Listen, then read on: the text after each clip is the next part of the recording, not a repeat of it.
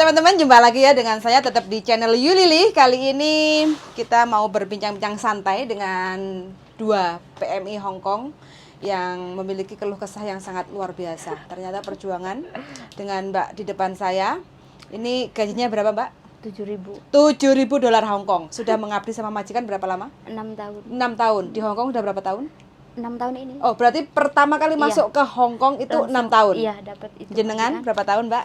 2 tahun lebih. 2 tahun lebih. Ini baru 2 tahun ya, masih fresh, tapi alhamdulillah finish ya. Finish. Nah, finish kontrak, Renew renew lagi. Berarti satu majikan. Iya. 2 tahun jalan. Oh, oke. Nice kan?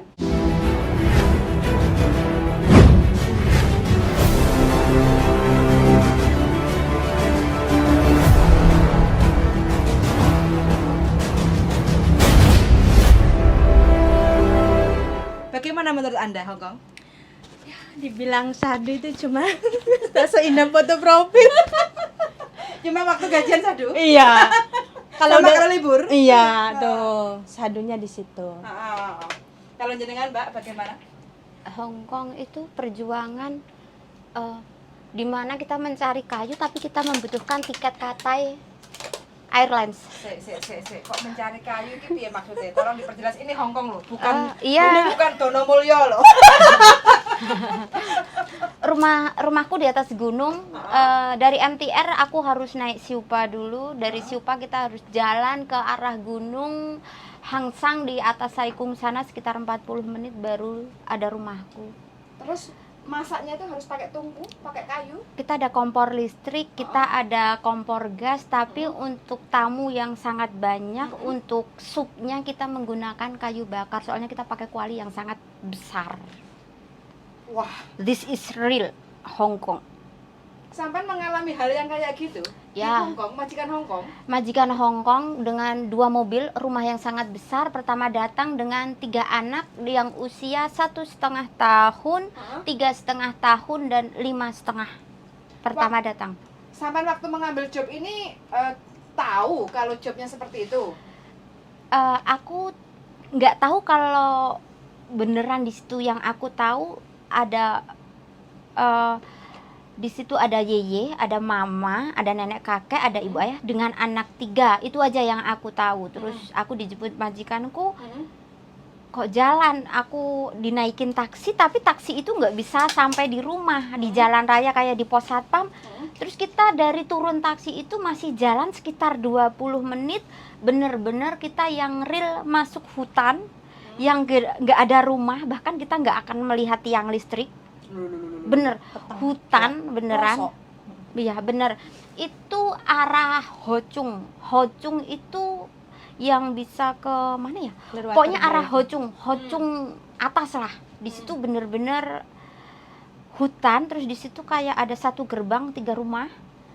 Yang 1 orangnya sudah pindah ke Inggris, yang 1 orang Cina. Jadi cuma majikan aku. Setiap malam kita bisa mendengar suara kayak teriakan. Mati lampu juga setiap Sering. angin besar atau hujan kita mati lampu. Aku pernah ditinggal Loy Hang ke Cina juga mati lampu. Ya memang begitu. Sendiri. Itu Hong Kong. Sendiri. Waktu pertama kali nyampe di rumah majikan dengan tahu kondisi situasi rumah majikan yang seperti itu, terus anaknya 3, berarti sekarang tambah lagi 1, total 4 sekarang. Iya. Itu bagaimana perasaan sampean adaptasinya? Pertama datang aku kaget. Rumah gede sampai daun yang jatuh di halaman itu bisa menutup kaki kita. Itu pembantu itu nggak finish 2 tahun, dia cuma 16 bulan. Itu berarti kan nggak disapu itu halaman. Terus aku ditaruh di sebuah rumah kecil ukuran 2,5 meter persegi. Di situ gudang, nggak ada, pokoknya gudang lah, bener-bener kotor. Ya dia langsung ngomong, ini dibersihin ya nanti malam buat tidur kamu. Nggak ada spray, nggak ada selimut, nggak ada bantal juga. Terus dia bilang begini, ini cecenya sebelum pulang dia pakaiannya banyak yang ditinggal loh, bisa kamu pakai. Tapi aku udah bawa dan aku liatin memang pakaian tuh juga nggak layak pakai. Jadi wah seperti ini. Terus aku taruh koperku, selesai bersihin kan aku masuk ke rumah majikan yang gede itu. Aku langsung dihadapkan dengan tumpukan jemuran yang begitu banyak, langsung aku disuruh ngelipetin baju tanpa harus ganti baju. Tapi sampean kuat 6 tahun loh. Apa resepnya? Resepnya di sini bukan karena kuat, bukan karena hebat, karena saya adalah seorang ibu. Ya, jadi kan ada 3 anak di Indonesia yang benar-benar membutuhkan aku, benar-benar aku adalah tumpuan mereka. Untuk rumah, untuk makan mungkin kita ada, tapi di Indonesia untuk biaya pendidikan, nah nggak bisa untuk memenuhi. Jadi ya kekuatannya gimana seorang ibu harus menjadikan anak-anaknya layak dan pantas untuk orang lain. Karena anak ya. Karena anak. Demi masa depan anak. Demi ya? masa depan anak. Ya. Luar biasa. Sampean nggak nyangka loh perjuangannya sampai kayak gitu. Iya nggak nyangka, katanya Hongkong kok ada kayu, mosok sih ya ampun. Itu yang pernah dia kalau bawa anjing kan di atas rumahku. Tetangga berarti. Iya, Tangga. tapi Tahu berarti mbaknya ini nggak hoak ngomongnya enggak lah. tentang kondisi Karena aku majikan. tahu Kalau dia sendiri. lebih ke kayak perumahan Dekat jalan. elit. Kalau Kalau aku dia dekat kan dekat jalan. jalan kayak perumahan elit. Kalau dia banyak. Tapi kalau aku itu Nggak punya tetangga. nggak punya tetangga. Kalau belanja gimana? Itu nanti kita setiap Sabtu ke neneknya yang di daerah Taipu sana. Ah, Kita akan beli stok kayak ayam yang frozen. frozen itu. Nanti kita ada freezer besar satu sama kulkas 2 pintu, kita penuhin semua untuk sayur, untuk apa-apa. Jadi setiap Berarti Sabtu. yang ngatur makanan, masak, semua itu sampean yang menghandle. Iya, Nggak ada yang nemenin si nenek atau Nggak ada. majikan itu nggak ada. nggak ada. Jadi 4 anak dengan pekerjaan rumah. Bersih 4 tempat tidur harus di Kapjan. Heeh, Jam 6 pagi kita harus masuk dapur tit. heeh. 1 anak 1 minum air putih, snack buah 1 hap, snack kecil 1 hap untuk 1 anak. Berarti kita harus menyiapkan 3 air putih sama 6 hap untuk 3 anak yang sekolah. Sementara untuk majikanku perempuan, 1 telur rebus yang sudah dikupas dimasukin hap, 1 buah jeruk dan apel harus sudah dikupas dimasukin hap, 1 botol teh dan 1 botol air putih. Itu untuk majikan perempuan. Sementara majikan laki-laki satu kotak susu, 1 botol minum air putih dan 1 hap roti. Terus jam 7 harus ready. Jam 7 aku harus masuk kamar anak, membangunkan 3 anak dan menggantikan baju mereka sambil membangunkan mereka di kasur. Kita gantiin baju. Di meja makan sudah harus ada 3 hap roti yang nanti aku taruh di mobil. Jadi anak-anak berangkat bersama ibunya makan roti di mobil yang aku siapin di hap. Jadi malam aku harus sudah membuat roti untuk mereka sarapan. Bikin homemade Yes. roti. Yes. I made. Wah, anak 4 masih sempat untuk Masih bikin sempat. homemade Ya, roti buatan hebat sampean dia. sendiri. Iya. Nggak instan beli di toko roti gitu nggak? Kalau mereka beli bisa, Heeh. tapi aku akan terlantar di situ. Mereka tidak akan memikirkan sarapanku. Jadi aku lebih baik mengeluarkan tenaga bikin, jadi aku bisa makan secukupnya untuk aku sampai kenyang di pagi hari. Kalau aku tidak membuat berarti aku tidak ada sarapan. Gitu. Iya, Tapi sebelum di Hong Kong sampean bekal pengalaman kerja di mana? di Singapura Berapa tahun? 4 tahun. 4 tahun. 4 tahun tapi aku ikut orang Malay yang bahasa Melayu yang benar-benar nenek sehat. Aku kayak di rumah sendiri. Jadi perbandingannya itu 180 derajat sama Hong Kong. Ya. Berarti ya intinya kalau banyak yang sebagian dari yang cerita ke saya itu kan mengeluh ya dengan kondisi-kondisi rumah majikan. Berarti dia nggak siap dong untuk kerja ke Hong Kong kalau seperti itu. Sampai kalau saya rasa itu parah banget loh adaptasinya. Pertama datang berat badan 68, lebih gede dari Mbak Yuli. Setahun hari pertama kan aku dibawa ke neneknya yang arah Choi Hung sana. Tapi kok sampai rumah malam aku harus ngebersihin rumah. Aku otomatis tenagaku udah habis di Choi Hung mah. Akhirnya dia punya inisiatif, kamu bersihin rumah, kalau rumah bersih sekitar jam 10 kamu harus turun. Anak dibawa pagi sama dia. Oke, aku turun. Dia cuma ngasih aku uang $10 dari Saikung ke Choi Hung. Itu pas bener-bener pas untuk ongkos, nggak ada sarapan. Setelah sampai di nenek kalau beli roti di parking yang harga $5 satu kayak pulpau, itu akan dibagi jadi 4 dan aku dapat seperempatnya. Itu. Untuk siang, aku jam 11 harus menjemput anak yang TK sama mengantarkan bekal makanan yang ke SD. Itu begitu datang aku udah dibawa ke pasar dulu untuk belanja dulu. Jadi ya bersihin rumahnya nenek. Nenek kalau siang ngasih makan aku, tahu apa yang dikasihkan? Kepala ikan sama durinya. Itu bener-bener pengalamanku apa ya, kayak menangis. Berapa lama itu? 1 tahun. 1 tahun seperti itu? Ya, jadi COVID itu selain musibah di Hong Kong, itu adalah penolong aku. Gara-gara COVID aku di stop dari Choi Hung, nggak boleh ke Choi Hung, nggak boleh laju. Itu bener-bener ikan kepalanya doang sama Choi Sam 1 itu dikasihkan ke aku. Sampai aku foto ya. Kalau nggak kayak ubi apa itu dikasih 1 itu. Terus tapi temanku itu dibuang aja di depan nenek kamu biar tahu kalau kamu tuh capek, kamu butuh makan. Tapi aku berpendirian, aku di sini cari uang. Aku dijahatin orang, kalau aku jahat gimana ke depannya aku. Jadi aku buang, tapi aku jangan sampai nenek tahu. Aku akan mencari plastik, duri dan apa yang nggak aku makan, aku akan masukin ke plastik dan aku akan taruh di tempat sampah yang paling bawah, dimana aku nggak mau menyinggung orang lain dengan ngebuang dia melihat makanan yang aku buang. Jadi aku akan sangat berhati-hati. Aku nggak akan memakannya, tapi aku nggak akan membuangnya dia melihat. Jadi aku benar-benar menjaga perasaan gimana nanti toh semua juga akan ada akan ada imbal baliknya kan. Kalau kita belajar ikhlas enggak sih? Enggak ikhlas.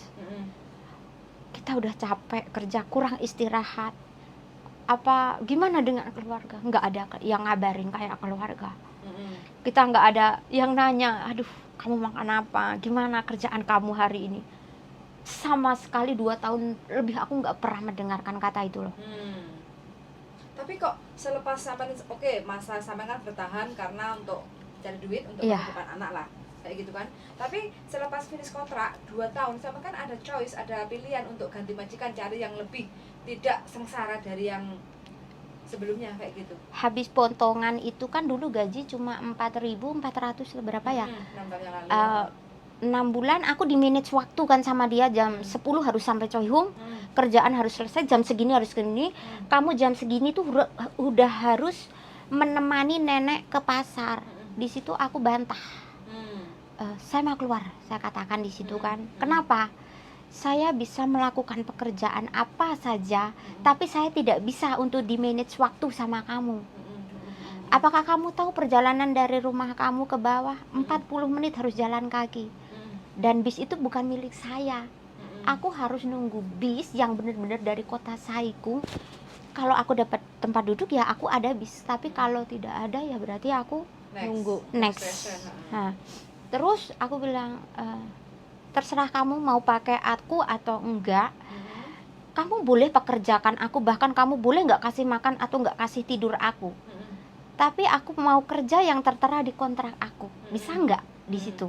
Aku mulai berani setelah potonganku habis kan 6 bulan. Terus dia nggak berani. Dia mengajukan ibunya. Dia ngambil ibunya yang dari Junuan. Sebenarnya ada apa kata dia. Nah, dia ngenerjemahkan, soalnya aku nentang dia kan pakai bahasa Inggris waktu itu. Dia ngejelasin begini. Terus akhirnya dia naikin gaji aku langsung jadi 5.500. 5.300 ya, 5.300 lepas potongan. Terus setelah 2 tahun coklat apa lainnya? Apa aja? Setelah 2 tahun itu ada pilihan memang antara renew dan tidak di situ. Tapi kembali lagi, terima kasih. Kembali lagi di situ aku ditentangkan antara anak masuk SMA sama ada di mau kuliah. Sepertinya di situ. Nah, itu ada pertentangan uang yang sangat benar-benar aku butuh kan. Terus dia berani bayar aku 6.000. Nah, bukan masalah mata duitan. Tapi di sini aku yang butuh gimana aku benar-benar bisa menghandle keuanganku di Indonesia. Ya. Terus di situ aku bertahan lagi 2 tahun, finish lagi kan 4 tahun. Mau akhir itu mbokku nggak berani ngomong kalau dia hamil. Terus aku masak seperti biasa, banyak tamu, aku enjoy aja kan hari-hari, walaupun pernah berdebat sama mbokku sampai atas kulkas dikasih CCTV ya. Aku mah nggak peduli jadi orang yang lebih, aku nggak terlalu. Dikasih CCTV. Di atas kulkas dikasih CCTV itu 2 tahun, belum 2 tahun kayaknya tuh aku dilempar di bice gara-gara apa sih itu. Aku pokoknya sudah mulai yang enggak aku suka, aku udah mulai komplain karena di situ aku udah punya prinsip aku bekerja sesuai apa yang kamu instruksikan. Kalau kamu suka silahkan memakai saya, tapi kalau kamu tidak suka silahkan pulangkan saya ke agensi saya. Cuma itu yang aku katakan. Aku orangnya nggak pernah komplain, pernah disuruh bersihin listrik aku kesetrum sampai jatuh juga pernah, semua itu pernah. Pokoknya pahitnya hidup itu apa sih yang di situ bener-bener ya, di tengah hutan sampai apa, semuanya aku disuruh ini itu tak lakuin sampai akhirnya kok perut dia kayak gede kan, aku tuh ngambil apa tuh dia tuh mau bantu begini kan, kaosnya kayak ngeflek gitu kan, mbok tim kan itu kentai ya, dia diem, aku oh tak ya san pipi wo, hah, aku tuh hanya tuh depan itu, haya kata ya ta saya gitu. Aku diam, nggak ada tanya sama dia juga nggak berani ngomong aku, kan dia sudah bingung mungkin ya, ini mau bakalnya 4 anak ini ya. Itu akhirnya mau nggak mau dia naikin lagi 1.000. Maulah, anakku kan kuliah ini, yang ini kuliah tahu sendiri di Indo kan kita buka pintu harus uang, duduk kursi kita harus uang. Nah, di Indo yang jelas di situ. Ya akhirnya bener-bener aku bisa di situ. Bahkan pagi sebelum berangkat libur aku membersihkan rumah semuanya loh. Sampai anaknya mau ke gereja, aku preparein dulu semuanya dari semalam. Nanti pulang pun aku bekerja semua, tak bersihin sampai selimut itu tak lipetin semua. Dari Rapi ujung lah ya. rapi, dia pulang itu udah bakal rapi. Sampai nanti tidurin anaknya jam 11 malam pun tak tidurin kok. Waktu hari libur. Iya, aku nggak pernah, orangnya nggak pernah nanya, nggak pernah protes, nggak pernah apa ya, kok gini atau aku kok nggak dikasih makan, enggak. Ya kalau memang aku ada uang ya aku beli buat makan, kalau enggak ya udah seadanya. Jadi apa ya, kuncinya itu harus ada kekuatan di belakang kita, apa sih yang kita perjuangkan. Iya, luar biasa. Cuma apa ya, Tapi sampai tinggal di kayak rumah kayak Hutan. istilahnya kan hutan kayak gitu ya. Feel awalnya bagaimana? Kan otomatis di situ kan kita bukan apartemen kan? takut Awalnya takut. soalnya kayak ada suara, Sering gitu. bukan seriwing, kayak orang nangis juga ada kan, Ada juga. kayak ada orang nangis, kayak ada orang gedor-gedor pintuku. Kan aku rumahnya nggak satu sama majikan, di rumah kecil di luar rumah majikan. Kalau orang kaya kan pasti dia ada kayak rumah kecil mah. Tapi sampai pernah ketemu sama hantu-hantu atau apa gitu nggak? Apa hanya suara doang? Kalau hantu itu lebih ke apa ya, aku di halaman tiba-tiba itu kayak ada bayangan hitam tuh cepet, dan itu bener-bener aku tuh lari seolah-olah dia tuh kayak mau nabrak aku tuh loh. Terus aku kan kembali lagi tak nyalain lampunya dan nggak ada. Terus nggak sengaja bajuku itu jatuh ke bawah. Terus kan aku ngambil tangga, ngambil di bawah, soalnya bawah itu kan udah jurang gitu kan. Di situ ada satu kuburan nenek yang sangat cantik, itu masih ada fotonya kan. Kalau orang Cina mereka ada fotonya, ada satu di situ, ada kuburan satu, kuburan Cina, tapi nggak tahu. Terus pernah mau buang sampah aku takut. Terus ada nenek yang dari Cina di rumah atas itu kan, aku tanya coba, kok aku kan nek, aku tuh mau buang sampah tapi aku takut suara itu keras sekali, sepertinya kok kayak apa sih. Terus dia bilang itu tuh cuma kayak rusa hutan yang dia tuh kayak mencari pasangannya. Kamu nggak usah takut. Tapi aku tetap takut lah. Kok kayaknya itu tuh kalau menurutku bukan rusa, kayak apa sih, binatang yang gede yang kayaknya nanti berdiri di depanku bahkan nerekam aku. anjing liarnya banyak. Mesin cuci pernah kemasukan ular. Loh. Sengeri itu? Iya.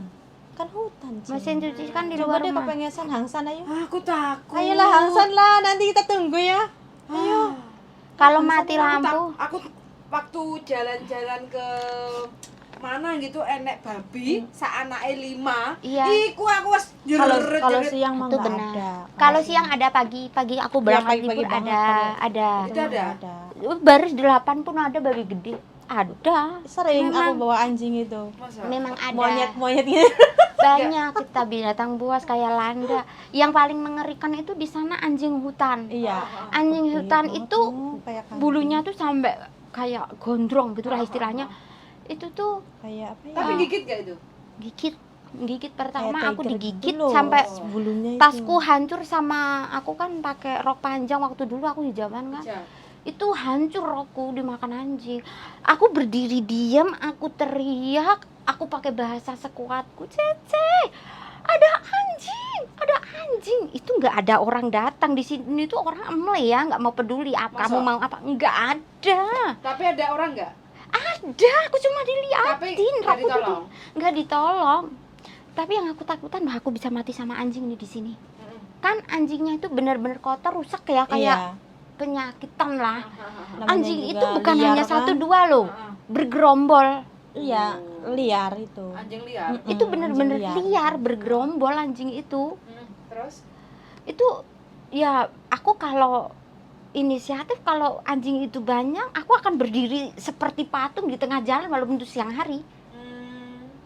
Jadi nunggu mereka itu kayak bubar, Heeh. kita gerak mereka akan nyerbu bareng loh. Masa? Iya. Gitu. Heeh. Berarti Kita kita harus harus diam. berdiam berdiri udah. Diem, Nggak udah diem, ngapa-ngapain. nunggu kayak kita ya napas lah, tapi jangan dia nanti bubar pergi sendiri. Tapi sekali kita gerak, Kayak menantang gitu ya. mereka akan maju barengan. Habis kita mancing, benar itu. Di atas saya memang kita ada anjing liar. Berarti tekniknya kalau ketemu Diem. yang kayak gitu kita diam. Diem. Iya, udah diem. Diam. Nggak Tapi se- takut nggak ketemu yang kayak takut. gitu? Iya, takut Yang ya, ditakutnya di anjing itu, anjing liar. Yang aku takutin tuh kayak rabies yang sekarang Kan ada kalau itu. gigit kan itu Matilah bahaya. kita. Heeh. Ya cuma itu. Soalnya mereka kan makannya kan apa aja di hutan. Ya. Namanya liar ya. Iya. Wah ngeri. Sampai aku tegang mendengarkan cerita ini. Bukan itu Typhoon yang- aja, kadang juga Itu banyak yang mafia typhoon di kapan sana. dulu itu yang gede itu kan? Heeh. Tahu nggak? Kantong sampah yang warna hitam aku dapat 20 sampah kantong hitam itu. Heeh. Buangnya gimana? Ke tempat sampah. Berapa perjalanan buang sampah? Setengah jam pulang pergi. Jauh dia. Bawa troli itu. Bawa troli didorong kayak orang Mm-mm. kuli bangunan itu. Iya, troli gede Setiap itu. hari. Setiap hari itu kalau hari Selasa ya, kan aku udah feeling nih nenek datang. Buang sampah itu nenek udah wanti-wanti.